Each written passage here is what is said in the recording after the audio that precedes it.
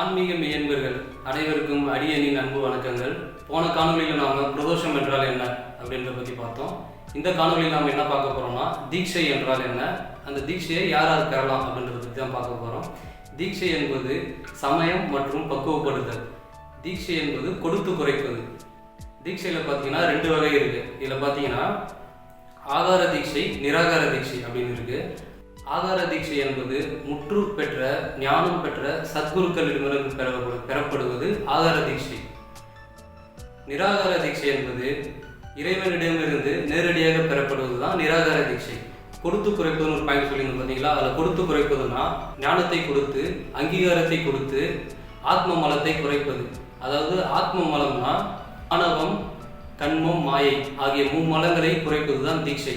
தீட்சை யார் பெறலாம்னா இறை நம்பிக்கையுடையவர்கள், இறை தேடலுடையவர்கள், பிறவா நிலை அடைய விரும்புவர் எவராயினும் இந்த தீட்சையை பெறலாம். குருவிடமிருந்து பெறப்படும் 5 தீட்சையை பற்றி பார்க்க போகிறோம்.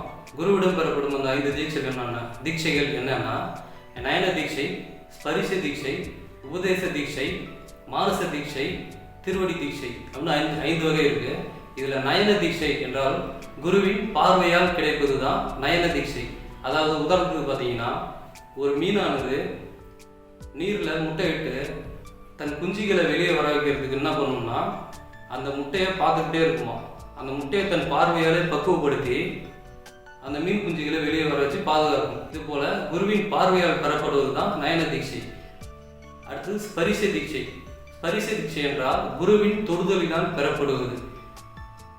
குருவின் தொடுதலால் அப்படின்னா குரு தொட்டு காட்டாதது சுட்டு போட்டாலும் வருவாங்க. அதே போல குரு ஒரு செயலை தொட்டு காண்பித்து கொடுப்பதுதான் ஸ்பரிச தீட்சை. மானச தீட்சை. மானச தீட்சை எனப்படுவது குரு தன் மனதால் ஒருவன் தீட்சை அடைய தகுதியுடையவன் என்று நினைத்து தன் மனதால் தருவதுதான் மானச தீட்சை. அடுத்தது என்னன்னா உபதேச தீட்சை. உபதேச தீட்சை என்பது நம் மனசார சிவசிவா, அதாவது சிவ சிவ சிவ சிவ சிவ சிவ சிவ சிவ அப்படின்னு சிவசிவா என்ற உச்சரிப்பையே நம் மனசார சொன்னாலே பெறப்படுவது தான் உபதேச தீட்சை. திருவடி தீட்சை என்பது சிவத்திடம் பூரணமான அன்பில் திளைத்து குருவின் பரிமாணத்திற்கு ஏற்கும்போது குரு தன் நிலையை மறைந்து தன் திருவடிகளை பிறர்க்கு அளிப்பதுதான் திருவடி தீட்சை. இப்படி 5 வகையான தீட்சைகள் இருக்கு. மேலும் இது போல ஆன்மீக தகவல்களை அறிய சொக்கநாதர் அபிஷியல் டிவியை சப்ஸ்கிரைப் செய்யவும். நன்றி, வணக்கம். சிவ திருச்சிற்றம்பலம்.